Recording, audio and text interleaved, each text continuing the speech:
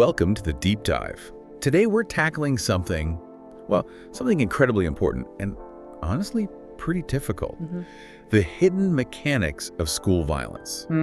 We've got a set of sources here that really challenge the typical narrative. We're moving away from the idea of just, the bad kid. Right. And we're looking at the systemic failures, the institutional pressures that allow all of this to happen. That's exactly it. And the sources give us this core concept, which is going to be central to our entire deep dive today.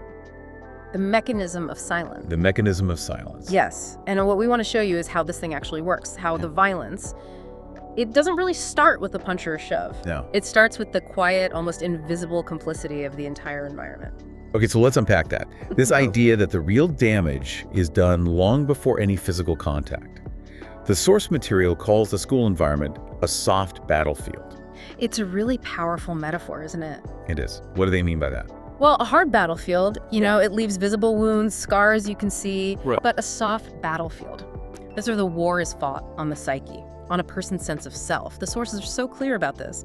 A physical injury heals, but the erosion of trust, the damage to what they call the structure of the soul, that can be permanent. And that whole process is enabled by silence. The real start of the violence isn't the bully's action. It's the inaction of everyone else. It's the failure of the ecosystem, Right. the teachers, the friends, and tragically, sometimes even the parents. So this silence, it's not just an absence of noise, it's an active choice. And before we get to the adults, let's talk about the victim's own friends.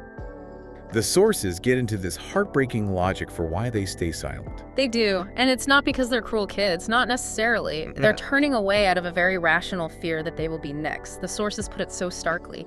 Participating in protecting the weak means inviting trouble. It's self-preservation. Pure self-preservation. You look away to protect your own spot in the social hierarchy. And the adults are just as responsible for creating that logic. The silence from staff who just don't want the disruption. But the sources say the most damaging silence often comes from home. Oh, absolutely. When a child finally gets up the courage to say something, Yeah. they're so often met with disappointment. The question they hear is, what did you do to make them hate you? Or just ignore them. Exactly. And that one response just immediately flips the guilt right back onto the victim. Yeah. It teaches them that their pain is actually their fault.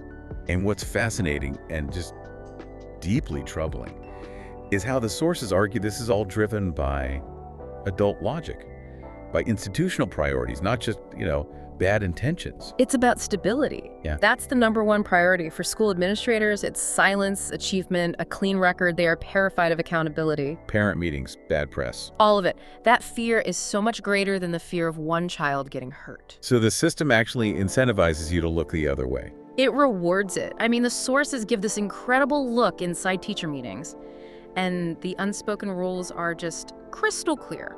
What are they? Don't let the story spread. We have to keep our competition title. And this leads to this horrible but predictable conclusion. Which is? It's easier to sacrifice the weak one, the quiet kid, the one whose parents aren't going to make a fuss. That structural reality. It leads us right to what the sources call the 3 pillars of adult avoidance. Let's start with the teachers. The analysis here is really nuanced. You have teachers with, 40, 50 kids in a class? Overwhelmed. Completely overwhelmed, low pay, high workload. So their goal shifts from, seeking justice to just professional survival. Yeah. Getting through the day. So when a fight breaks out, they're not thinking, how do I make this right? They're thinking, How do I make this go away as fast as possible with the least amount of paperwork? right, And that leads to the most common and I think most damaging coping mechanism. punish both. Punish both. I don't care who started it, you're both in detention. It looks impartial on the surface. But it's not? It's a time-saving trick. It avoids investigation, it avoids angry parents, and it keeps their record clean. It's an ethical contraction. Their sense of fairness just shrinks to fit the job. That makes a terrifying amount of sense. Okay, let's talk about the parents. Specifically, the parents of the bully. Why is there always this intense, immediate denial? Well, it's rooted in honor, in pride. For many people, admitting your child did something seriously wrong. Right. It's not about the child's mistake. It's about your honor as a parent. It's admitting you failed. You failed to teach, so the ego kicks in and they deny, they fight back, they say their child would never or that the other kid deserved it. And that denial, whether it's conscious or not, becomes this this powerful shield for the bully. It's the most powerful shield there is. It tells the aggressor, go ahead. There are no real consequences. We'll protect you. It completely reinforces the behavior. And the final pillar is the school leadership. They set the tone for everything. And this is where the rot really starts, because their definition of a good school is a school with no reports. And not a school with no violence. Exactly. When the system rewards pretty statistics, good test scores, no disciplinary actions, then the solution is to sweep problems under the rug. And the victim, who's already quiet and marginalized, They become the easiest piece to sacrifice for that clean facade. the system actively punishes telling the truth. Which brings us to one of the most terrifying things in these sources, the failure of the official resolution process. They talk about school mediation. Haoje is the term they analyze, is this hollow routine. Its function isn't resolution, it's procedure completion. It's about getting a paper signed. So it's just for show. It's purely for show. You have this tense room, a scared victim, a smug bully, and 3 adults who just want to go home. And the tool they use to get it done quickly is the phrase. Both sides are at fault. Both sides are at fault, and that phrase is catastrophic. Why? What does it do to the victim? It just destroys their faith in justice, instantly. The message is, you are guilty for being harmed. Your truth doesn't matter. So don't bother speaking up again. Never speak up again. And this resolution, it doesn't even end the conflict. It just moves it somewhere else. The sources call this the backdoor effect. Yes. The mediation is dangerous because the message to the bully is, you got away with it. Right. And the message to the victim is, you're on your own. So the second that meeting is over, the conflict just gets transferred outside. The system has protected its image, but it's externalized all the risk onto the child. And that unsupervised space is alarmingly specific. A 2022 survey they mentioned says 30% of bullying happens right after school. Within 30 meters of the school gate. 30 meters. That's the zone where the cameras stop, or teacher responsibility ends. It's the boundary line.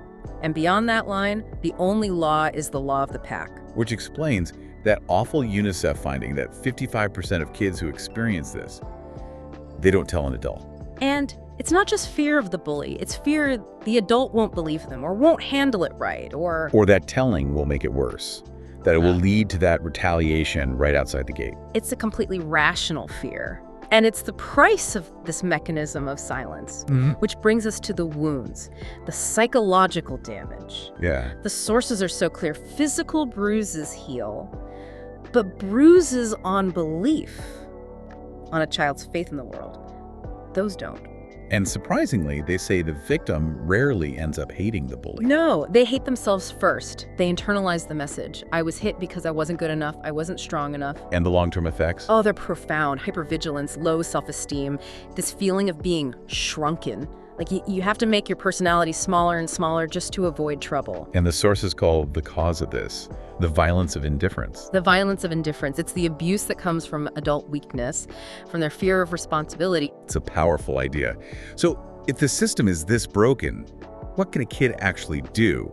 The sources offer some very practical guidance here, kind of mixing Stoic and existentialist ideas. The very first step, which is so Stoic, is to abandon illusions. Meaning, Stop expecting the world to be fair. Stop believing that just speaking up is enough.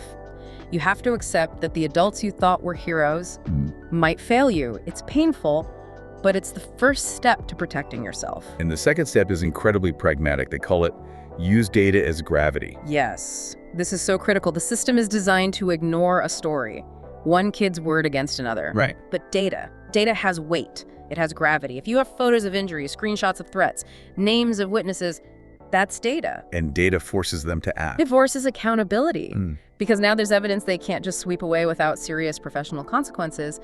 It shifts the burden of proof off the victim. And the final step, it brings a little bit of hope back into this. Find the one adult.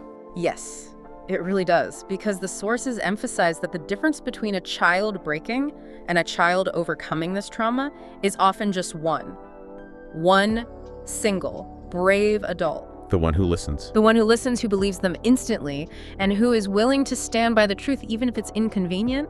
That one act of courage can break the whole mechanism. It can change everything for that child. This whole deep dive, it's really a reminder that school violence is not random at all. It's a miniature social system, a mechanism where power is everything. And the prominent kids are protected, while the quiet, different kids are seen as disposable. Yeah. But the final takeaway is so important. The darkness isn't really created by the kids. It's created by the silence of the adults, by their fear. They choose professional survival. Over the well-being of a child. Every single time. And that leaves us with a final, very provocative thought for you to consider. The culture of silence that's learned in the school hallway. It eventually becomes the culture of silence in society.